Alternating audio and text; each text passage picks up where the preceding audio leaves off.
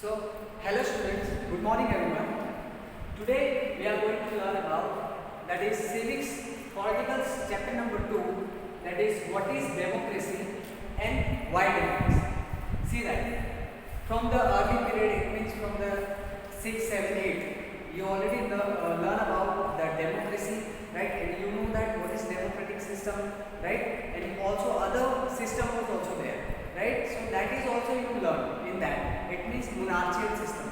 So from the beginning of standard, it means like also 4th, 5th standard, 6, 7, 8 standard, that concept you know that what is democracy. But now in this context, in this chapter, what is democracy and why democracy? It means what is democracy and why democracy, that we are going to learn. See, according to the number and serial wise, that is second chapter, but as our CBSE syllabus, right? So the first chapter is omitted, so that we are not going to take. So that's why we are start from the second chapter, that is what is democracy and why democracy. But as you are knowing that I wanted to just say that is in the first chapter, the democracy in contemporary world. That was the name of chapter, and in that, in which country the democratic system was going on, and how their people are doing the work, how their leaders are doing the administration system. See that? So that all the things are there, and in that the Chile country's example was there, Ghana's country's example was there, and then Poland country's example was there. So that all the things in first chapter, but that is not our syllabus. So we are not take that chapter. We are directly take the second chapter, that is what is democracy and why democracy. In this context, first of all, in first chapter, they are knowing us, or they are telling us that is what is, it means the democracy in contemporary world, it means which countries are following the democratic system. Because you know that from the early period or from the old era, there was a monarchical system, right? And in that monarchical system, only the one person, it means the king was there, he was the major leader, he was the taken the major decision, right? That all the things he was taking. Right ये सारी चीज़ें कौन करता था, जो भी administration system होगा, right, जो उसके मेंबर्स होते थे पार्लियामेंट के, जो उस टाइम पे किंगडम्स होते थे, सभा भरी जाती थी, तो वो राजा ऑर्डर देता था और सारे जो मंत्री होते थे, उसके सिपाही होते थे, वो सारी ये चीज़ों को अप्लाई करवाते थे और सभी लोगों को उसको मानना पड़ता था. But as the time period pass, the people are like putting the so many questions around this monarchical system, and then slowly the democratic system was started. And now we are also we are living in India, right? That is our country, and this India country is also following the democratic system, right? Because that is very easy to rule, very easy to administration, very easy to making the laws, right? And very easy to making apply the laws on the people, and people must follow that rules and regulation in that. So see that first of all, what is democracy and why democracy? I wanted to say you that in first chapter they are telling us about the democracy, and in second chapter they are asking us the what is democracy. It means they are asking us the meaning of democracy, right? So it is very illogical thing, because whenever we are understanding anything, first we have to see the democracy, first we have to see the definition of that, first we have to see the meaning of that. हम पहले उसका meaning देखते हैं, पहला उसका definition जानते हैं, उसके बाद उसके बारे में इंफॉर्मेशन जानते हैं. बट यहाँ पे ऐसा नहीं है. फर्स्ट चैप्टर जो आपकी सिलेबस में नहीं है, उसमें आपको डेमोक्रेसी के बारे में दे दिया, कौन सी कंट्री में डेमोक्रेटिक सिस्टम चलता है, फिर बाद में वहाँ पे क्या होगा, कौन सा इंसिडेंट हुआ, राइट, एक्सेट्रा बहुत सारी चीज़ें हैं. अब उसके बाद आपको ये पूछा जाता है कि what is democracy and why democracy, right. For example, like whenever I'm giving you the example of ball pen. So whenever you are wanting to write, so you just take the ball pen and you just start to write. आप लिखना start कर देते हो. But उस time पे आप ये नहीं देखते हो कि on that time you just ask to that, और somewhere you are going to some that shop to buy the ball pen. So you ask the shopkeeper that give me the definition of ball pen, and then after I am buying. No, right? You directly take the ball pen and started to write. So that is not need to understand anything. That first we have to understand the definition of that. Directly also we can understand. So here there is some common information was there, right? It means that what is democracy, why democracy, right? One of the greatest leader of that in our history, that Abraham Lincoln also gives the definition of that. That what is the democracy? It means for the people, by the people, and of the people.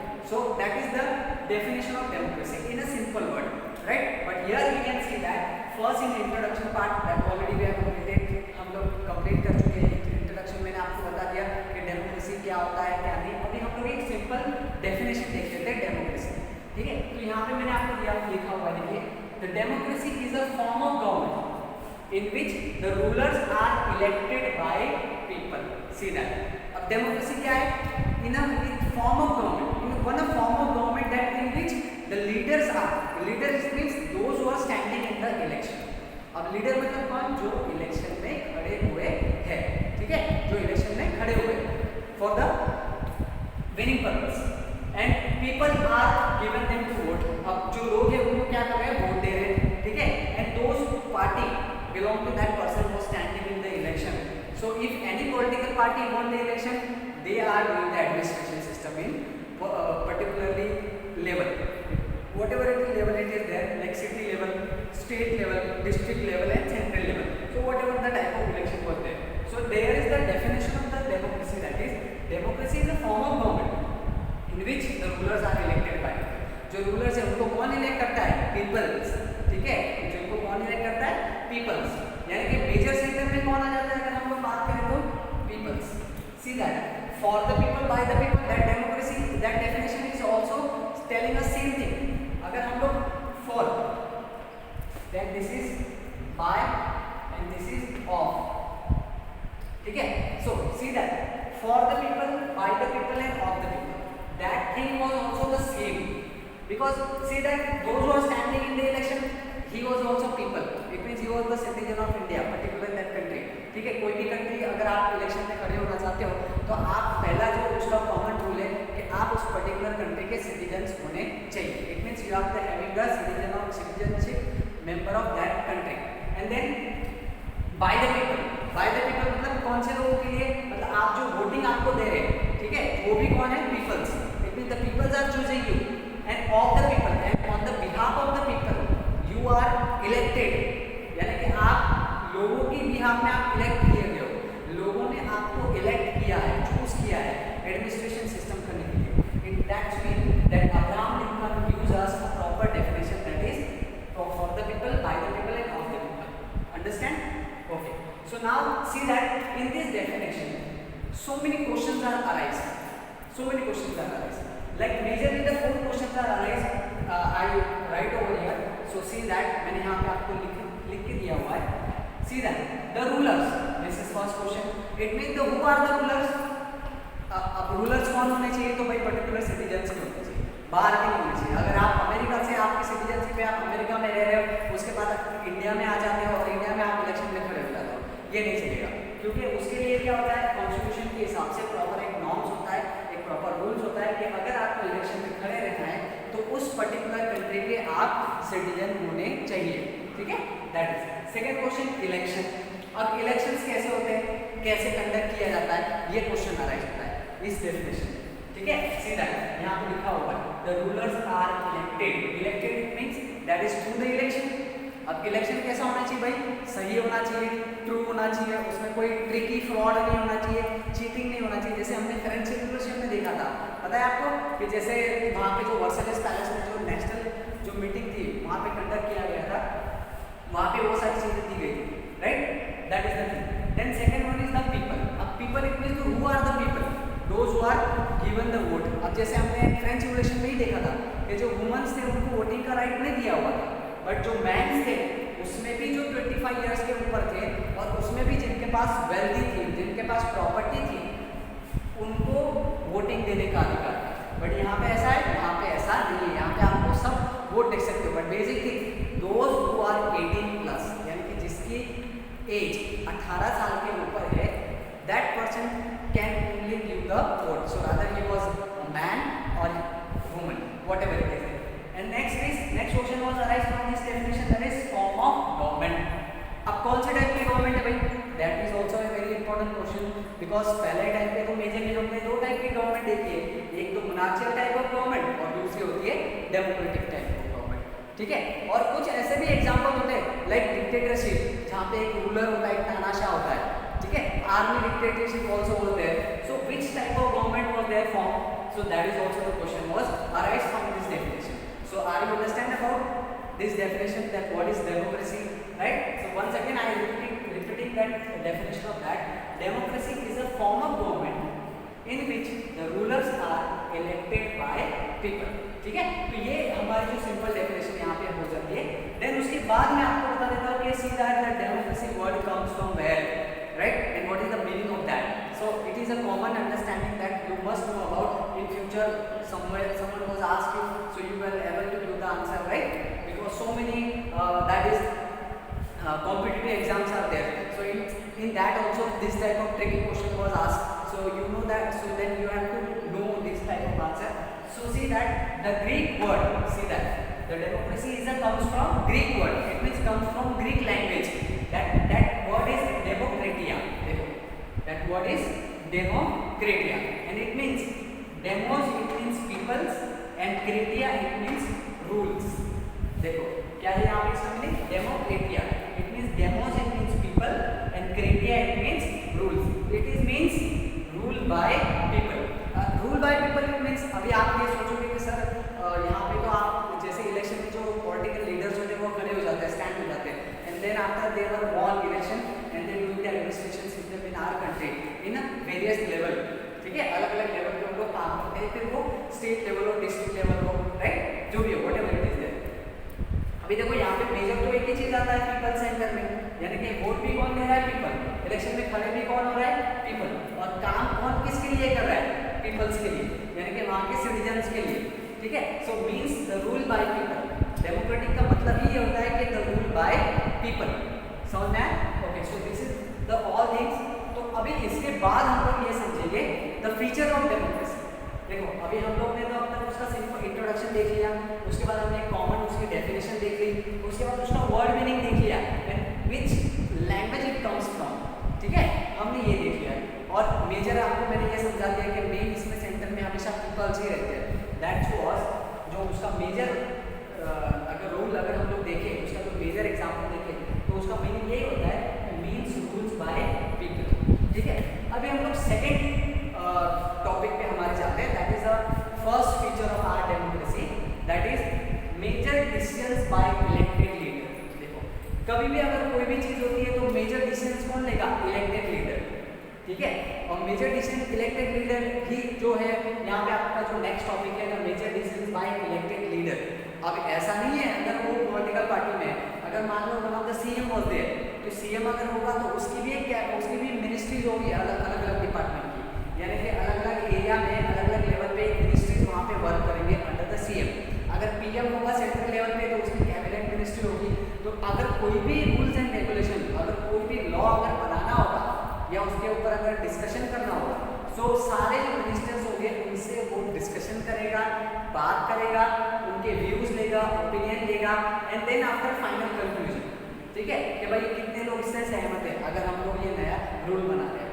ठीक है, तो अकेला अगर PM के पास power दी जाए इसका मतलब ये नहीं कि पीएम के मन में आए वो कुछ भी करेगा. ठीक है, उसको अगर कोई लॉ बनाना है तो चलो बना दिया, पास हो गया, ऐसा नहीं.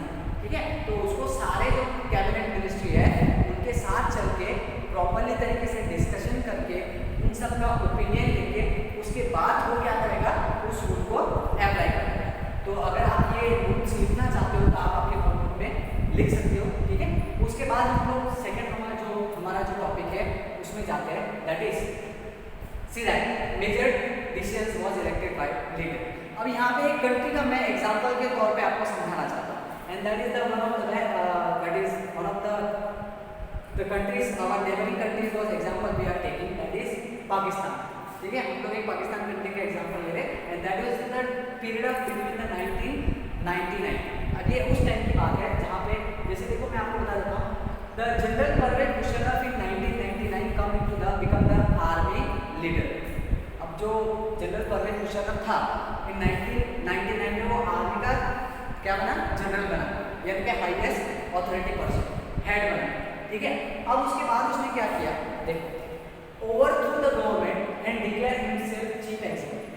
अब उसने क्या किया, गवर्नमेंट को ओवरथ्रो कर दिया और अपने आप को क्या कर दिया, चीफ एग्जीक्यूटिव बना दिया. चीफ एग्जीक्यूटिव मतलब क्या होता है, जैसे गवर्नमेंट में अपने आप को लॉ बनाने वाला बना दिया. जैसे हमारे यहाँ पर होता है ना legislative, executive and judiciary. Legislative क्या काम करता है, आपने पढ़ा ही होगा क्योंकि नेक्स्ट जो हमारे टॉपिक्स है, चैप्टर्स है, इसमें आपको बहुत अच्छी तरीके से मैं फुल्ली डीपली आपको समझाऊंगा कि इनका लेजिस्लेचर का काम क्या होता है, एग्जीक्यूटिव का काम क्या होता है, जुडिशरी का काम क्या होता है। तो लेजिस्लेटिव का काम क्या होता है, that is they make the law, और एग्जीक्यूटिव का क्या होता है, टू अप्लाई द लॉ, ठीक है, इनटू द कंट्री और the city whatever it is there. तो उसने अपने आप को चीफ एग्जीक्यूटिव बनवा लिया, he overthrown the government, right, he taking the some power from the government and become himself, अपने आप को उनको उसने क्या बना लिया, चीफ एग्जीक्यूटिव, ठीक है। अब उसके बाद उसने क्या किया, नाम याद रखना, देखो जनरल परवेज मुशर्रफ, ठीक है, क्योंकि एग्जाम में कभी 1 मार्क्स टाइप ऑफ क्वेश्चन अगर आ गया तो उसमें आपको पूछ लिया जाएगा, ठीक है, so you will be remember it. तो general Pervez Musharraf comes into become the army leader in 1999, then overthrew the government and declared himself a chief executive. Then he changed designation to president. देखो उसने क्या किया, जो प्रेसिडेंट की जो designation रहती है उसको चेंज कर दिया। डेजिग्नेशन यानी कि क्या होता है, जैसे प्रेसिडेंट आप सबको पता ही है, राइट, तो यहाँ पे हमारा इंडिया कंट्री के भी प्रेसिडेंट है, तो this is homework for you, tell me the name of the president of India currently, okay, currently, and he is which number of president, that is also you know that, so आपको मुझे बताना है जो भी है, ठीक है, text करके। so he changed the designation of president, उसने जो प्रेसिडेंट की जो डिजिग्नेशन यानी कि जो प्रेसिडेंट का पावर होता है उसको चेंज कर दिया। And in 2002 see that, and in 2002 held a referendum for a 5-year extension। देखो उसने एक रेफरेंडम पास किया, referendum it mean that is one of the notice, जैसे हम लोग जैसे पार्लियामेंट में अगर हम लोग लोकसभा राज्यसभा में हमको कोई बिल पास करना होता है तो उसने क्या किया, एक रेफरेंडम पास किया फॉर द 5-year एक्सटेंशन, यानी कि अपने आप को प्रेसिडेंट यानी कि चीफ एग्जीक्यूटिव बना लिया, और उसका जो टाइम पीरियड है उसने अपने आप को टाइम पीरियड को 5 साल एक्सटेंड कर दिया, यानी कि 5 साल पीरियड तक बढ़ा दिया। यानी और ऐसा नहीं है, ये जो रेफरेंडम पास किया तो लोगों को ऐसा लगा कि चलो भाई अच्छा ही काम कर रहा होगा, ठीक है, तो लोगों ने उसको एक्सेप्ट भी कर लिया, ठीक है, लोगों सारी जो चीज़ें वो कैसे कर रहा है, डेमोक्रेटिक सिस्टम के हिसाब से ही कर रहा है, बट ये डेमोक्रेटिक सिस्टम के हिसाब से नहीं है, ठीक है, ये सारी चीज़ें कैसे कर रहा है वो डेमोक्रेटिक के हिसाब से, but it is not as according to the constitution of that particular country. देखो हर एक कंट्री का कॉन्स्टिट्यूशन होता है, इंडिया का भी है, and you know that India's constitution was the biggest constitution in the world as in written form. अगर हम लोग रिटन फॉर्म की देखें तो इंडिया का जो कॉन्स्टिट्यूशन वो सबसे बड़ा है लिखित फॉर्म में, और ऐसी कोई सी कंट्री है जिसका रिटर्न में कॉन्स्टिट्यूशन नहीं है, सो दैट इज इंग्लैंड, ठीक है। ये कॉमन जो जीके टाइप के क्वेश्चन होते हैं या आपके अलग जो आपको पता होने चाहिए, तो ये मैं आपको बता दे रहा हूँ। देन देखो यहाँ पे उसने रेफरेंडम पास किया, 5 साल के लिए अपना एक्सटेंशन बढ़ा दिया, ठीक है, पोजीशन को बढ़ा दिया, और उसके बाद वहाँ की जो मीडिया देखो क्या बोलने लगी, लोगों ने ही पास करवाया, उसके बाद उसने अपने आप को 5 साल के लिए एक्सटेंशन कर लिया, और वहाँ की मीडिया देखो क्या बोल रही है, media believe it was based on malpractice and fraud. अब देखो वहाँ की मीडिया को लगने लगे कि भाई ये तो फ्रॉड तरीके से इसने किया हुआ है और ये मैल प्रैक्टिस जैसी प्रोसेस है, ठीक है, यानी कि लोगों को डरा धमका के अपने आप को 5 ईयर एक्सटेंशन कर लिया है, लोगों को पता ही नहीं कि ये आगे जाके क्या करने वाला है, ठीक है, यानी कि लीगल इलेक्शंस नहीं हो रहा है वहाँ पे, अपने आप को उसने 5 साल तक बना लिया। आर्मी जनरल था, उसके बाद सीधा उसने अपने आप को चीफ एग्जीक्यूटिव बना लिया, और उसके बाद अपनी पोजीशन को क्या किया उसने 5 ईयर एक्सटेंशन कर दिया। See that? So that's why the media telling them that media is believing that it was a malpractices and related to the fraud. Then in August 2002, what happened? अब उसने देखो क्या किया, एकदम डेमोक्रेटिक सिस्टम के हिसाब से जा रहा है, but he was pretend to we are democratic, वो खाली प्रिटेंड कर रहा है कि हम लोग डेमोक्रेटिक पॉलिसी को फॉलो कर रहे हैं, बट यहाँ पे ऐसा कोई रूल नहीं है, तो यहाँ पे ऐसा कोई दिख ही नहीं रहा है कि भाई यहाँ पे ये लोग डेमोक्रेटिक के हिसाब से जा रहे हैं, ठीक है, ये एक डिक्टेटर के हिसाब से जा रहा है। देखो so in August 2002 legal framework order and legal framework order amended to the constitution of Pakistan. तो उसने देखो अगस्त 2002 में क्या किया, एक लीगल फ्रेमवर्क ऑर्डर किया, लीगल फ्रेमवर्क ऑर्डर किया, देखो one legal framework order and amended. Amended मतलब क्या होता है कि जब भी अगर हम लोग कॉन्स्टिट्यूशन में कोई भी चेंजेस करते हैं या बदलाव करते हैं, ठीक है, तो उसमें उसको बोलते थे अमेंडेड, ठीक है, उसको क्या बोलते हैं हम लोग अमेंडेड, यानी कि जब भी अगर कॉन्स्टिट्यूशन में कोई सीधा कॉन्स्टिट्यूशन में बदलाव करने का अधिकार तो नहीं है, बट रूल्स में हम लोग थोड़े बहुत जो भी हायर अथॉरिटी है, पीएम और कैबिनेट मिनिस्टर और प्रेसिडेंट और सुप्रीम कोर्ट, ठीक है, तो वही थोड़े से चेंजेस कर सकते हैं, तो उसको हम लोग बोलते हैं अमेंडमेंट। अब इसने क्या किया, पाकिस्तान का जो कॉन्स्टिट्यूशन था उसने लीगल फ्रेमवर्क ऑर्डर अमेंडमेंट पास किया, उसमें क्या किया उसने, नाउ द प्रेसिडेंट क्या, देखो कौन सा लॉ पास किया उसने लीगल फ्रेमवर्क में, now president can dismiss national and provisional assemblies. देखो क्या किया उसने कि भाई अब से प्रेसिडेंट क्या करेगा, जो भी नेशनल एंड प्रोविजनल असेंबलीज है वहाँ की, जो पार्लियामेंट में होती है, जैसे हमारे यहाँ पे लोकसभा राज्यसभा होता है, ठीक है, तो वहाँ की जो नेशनल एंड प्रोविजनल असेंबलीज है उसको प्रेसिडेंट कभी भी डिसमिस कर सकता है। मतलब सारा पावर किसके हाथ में चला गया, प्रेसिडेंट। अब वहाँ का प्रेसिडेंट कौन बन गया है, परवेज जनरल मुशर्रफ। देखो मतलब it is like one leader और it is like a democratic system. In a democratic system the powers are shared to all और इक्वल टू ऑल, सबको इक्वली शेयर किया होता है। बट यहाँ पे ऐसा कुछ नहीं दिख रहा है, यहाँ पे सारा का सारा पावर किसके हाथ में चला गया, परवेज जनरल मुशर्रफ के हाथ में, ठीक है, जो कौन है, जो आर्मी का हेड है, अभी उसने अपने आप को प्रेसिडेंट बना लिया, ठीक है। सो जो now president can dismiss the national and provisional assemblies. अब उसके बाद देखो the work of the civilian cabinet is supervised by national security council which is dominated by military officer. देखो अभी वहाँ की जो एक सिविलियन कैबिनेट जिसको हम लोग बोल सकते हैं, जिसको जैसे इन शॉर्ट हमारे इंडिया का जो पार्लियामेंट है, तो वैसे पाकिस्तान में जो सिविलियन कैबिनेट होता है, यानी कि वहाँ का जो पार्लियामेंट होता है, वहाँ के जो मेंबर्स होते हैं, एमएलए एमपी जो भी होंगे वहाँ के, जो लोकसभा राज्यसभा जिसको हम लोग इंडिया में हमारा जो बोलते हैं, ठीक है, तो वहाँ के जो सिविलियन कैबिनेट है अभी उसको कौन अंडर करेगा, मतलब उनको कौन अपने अंडर रखेगा, उनको कौन कवर करेगा, तो नेशनल सिक्योरिटी काउंसिल। तो ये जो नेशनल सिक्योरिटी काउंसिल है किसने बनाई थी, परवेज जनरल मुशर्रफ। और ये जो नेशनल सिक्योरिटी काउंसिल में इसमें लोग कौन से थे, आर्मी ऑफिसर्स थे, ठीक है, बिकॉज ये होता आर्मी लीडर। अब ऑब्वियसली जो उसी के जो रिश्ते नाते वाले हैं, राइट, उसके जो फैमिली मेंबर्स है, उसके जो खास ऑफिसर्स है, जो काफ़ी उसके करीब है, ठीक है, तो उन लोगों को उसने क्या किया, इसमें ऐड कर दिया नेशनल सिक्योरिटी काउंसिल में। और ये जो नेशनल सिक्योरिटी काउंसिल को बोल दिया कि भाई आज से आपको क्या करना है, सिविलियन जो कैबिनेट होता है उसके ऊपर ध्यान रखना है, ठीक है। तो क्या किया, देखो the work of the civilian cabinet is supervised by, जो अभी उनको कौन सुपरवाइज कर रहा है, नेशनल सिक्योरिटी काउंसिल, जो विच is dominated by military officer, ठीक है। तो वहाँ के जो मिलिट्री ऑफिसर उनको क्या कर रहे हैं, देख रहे हैं उनको, भाई मतलब सारा पावर देखो इनसे पावर ले लिया, इनसे ले लिया। अब ये जो मिलिट्री ऑफिसर है किसके हिसाब से चलेंगे, परवेज जनरल मुशर्रफ के हिसाब से। अब वो जो बोलेगा वो ये लोग करेंगे, ठीक है, मतलब यहाँ पे तो बिल्कुल आजादी नहीं, it is like a dictatorship, ठीक है ना। यहाँ पे आपको कोई डेमोक्रेटिक सिस्टम दिख ही नहीं रहा है, but they pretend that we are following the democratic system and we are doing the administration in the way of democratic system, they are only pretended. ऐसे बहुत सारे एग्जांपल है, लाइक भूटान, म्यांमार, ठीक है, ऐसे बहुत सारे एग्जांपल है जिसमें आज भी प्रेजेंट टाइम में भी भूटान में वहाँ पे राज्य चलता है, but they pretend that they are following the democratic system. In Myanmar also same thing होता है। Now next one, elected representatives had some power but most power rests with the military officer and Musharraf himself।